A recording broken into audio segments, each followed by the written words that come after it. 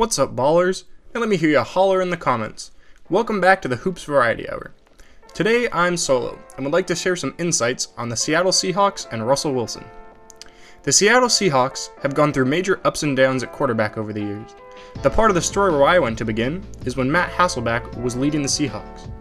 He was never the best, and wasn't a fancy player, but was always a good leader on the field and knew how to command the offense. As a system quarterback, he was good, and even led the Seahawks to a Super Bowl that was unfortunately lost to the Steelers. Although the refs may have had something to do with the loss, I believe that this Super Bowl run solidified Hasselbeck as one of the best quarterbacks the Seahawks franchise has seen. However, going to a Super Bowl without a star quarterback paved the way for the future, creating a Seahawks identity that was less focused on quarterback and defined by a strong run game and staunch defense. This identity would propel the Seahawks forward to pick up Marshawn Lynch and other big names on the defensive side of the ball. After Hasselbeck retired, the Seahawks were stuck in a transition period and were left searching for a quarterback that could lead them back to the Super Bowl. A couple names I remember as potential solutions during this time were Travaris Jackson and Charlie Whitehurst. Travaris Jackson was never awful, but clearly was not a starting quarterback that could lead the Seahawks to the Super Bowl. Charlie Whitehurst, or Clipboard Jesus as they called him, never quite panned out, and he was relegated to a lowly backup and was then ousted from the NFL in the following years. In 2012, the Seahawks signed Matt Flynn to a 3-year contract worth $20.5 million. Flynn was touted as a promising player, learning under the great Aaron Rodgers, and witnessing firsthand what it took to make the Super Bowl with Green Bay. He was slated to be the Seahawks' starting quarterback in the upcoming season. But the Seahawks have also used their third-round pick on a young quarterback named Russell Wilson. This came as a shock to many NFL analysts, because the 5'11 quarterback out of Wisconsin was undersized and assumed to be a better fit in the MLB. Frankly, many were surprised Russell Wilson even went this soon, calling the Seahawks crazy for this pick, as they had just signed Matt Flynn to be their starter. However, during the preseason, there was an intense battle taking place for the job at starting quarterback. As the season approached, no one was really sure who would win the job. Would it be Matt Flynn, who was just locked up to a 3-year contract?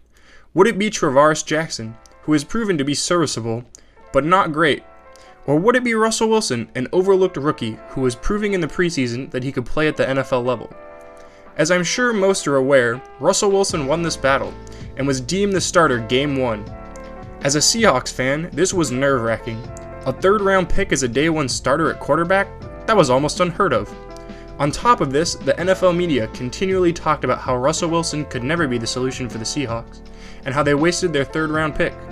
The one thing none of us knew, though, was that Coach Pete Carroll had supreme confidence in Wilson, and could see the potential for something great.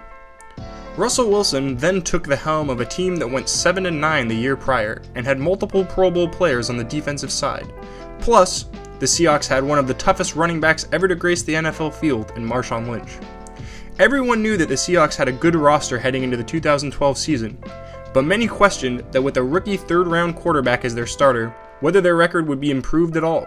At the end of the year, though, the Seahawks had gone 11-5 and even made the playoffs. Russell Wilson this year had won the Rookie of the Year and was even named as a Pro Bowl alternate. In many eyes, though, his feats were diminished by the emergence of the Legion of Boom, which consisted of Richard Sherman, Cam Chancellor, Earl Thomas, and Brandon Browner. This and the Seahawks' run-heavy strategy would have many arguing that he was carried by a strong roster and that his success was just a product of the players put around him. The Seahawks won the Super Bowl the next year, yet somehow this brought forth more claims that Wilson was being carried by his teammates. The 2013 Seahawks had one of the greatest defensive units in the history of the NFL, which dismantled the Denver Broncos in an insane Super Bowl blowout. Although the defense may have been great, it takes more than that to win a Super Bowl. Wilson would be compared to one of his predecessors, Matt Hasselbeck, being called a game manager and a system quarterback.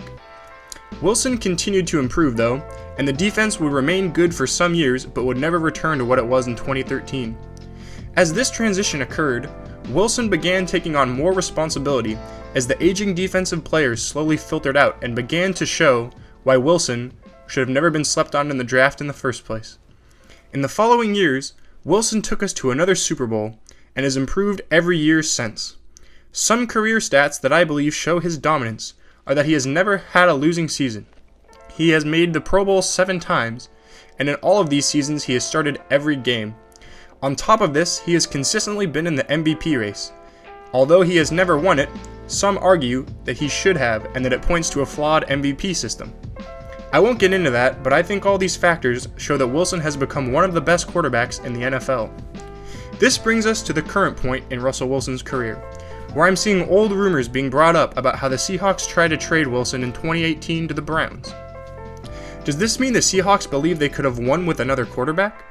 If this is the case, maybe the Seahawks are the real reason that Wilson was any good at all. Maybe he was just a system guy, and Pete Carroll turned that system quarterback into something special. Personally, I think it was just a match made in heaven, and we got lucky that the league overlooked Wilson. One thing that is constantly brought up regarding Russell Wilson is his dogged work ethic. He is always studying film, and is only rivaled in his dedication to the game by the GOAT himself, Tom Brady. This is where Pete Carroll and the Seahawks coaching staff capitalized and pushed Wilson to unimaginable heights. The Seahawks are an organization that breeds competition and always finds a way to get the most out of its players. This is clearly what they did with Wilson. As stated earlier, Wilson entered a positional battle from the beginning and had to show his mettle to win his job. Many coaches would have taken the more surefire option in Matt Flynn, but instead, Coach Carroll gave an unproven rookie a chance. This must have instilled trust in the young player and fired his drive for greatness. That is why, when Wilson steps into the game, he always believes that he can win no matter the deficit. I believe this is what makes Wilson a future Hall of Famer, and what will eventually win him another Super Bowl. He has trust in his coaches and vice versa. Really, the whole Seattle Seahawks system is built on trusting one another, and it all starts with our star signal caller. The Seahawks have even stated that going into the new season this year, they want to rewrite their offensive identity. They want to give Wilson the chance to throw the ball more. They want to change from a run-heavy approach to a pass-heavy offense. Why would they do this when they still have great talent in the backfield? It is clearly because Russell Wilson is just that good. Again, I will praise our coaching staff for realizing that this is an opportunity to make Wilson even better than he already is. That is saying a lot because Wilson is already a top 3 quarterback in the NFL. I think the major takeaway from Wilson's career so far is that even as a talented player, the coaches need to trust in you and create an environment for you to succeed. This being said, Wilson's greatness is undeniable, and his impact on the league will be felt forever. Players like Kyler Murray and Lamar Jackson would likely not have received the same opportunities they did had Wilson not been as great as he is. Even with this, Wilson would not have been the same accomplished player he is if Matt Flynn was given the job, or if he would have landed with another team. Really though, this is just a Seahawks fan wanting to highlight a player that was overlooked, and wanting to highlight how important coaching is not only to the team's success, but individual players too. System and fit are equally as important as talent, and that can be seen across all sports. Fortunately, the Seahawks are lucky to have arguably the best coach and quarterback duo in the NFL now that Brady and Belichick have broken up. So for any young listeners out there, I urge you to trust in your coach and trust in the process. But just remember that if your coach doesn't trust in you, there may be a better fit, and no one can achieve greatness on their own. This is Jacob from Hoops Variety Hour, and thanks for tuning in.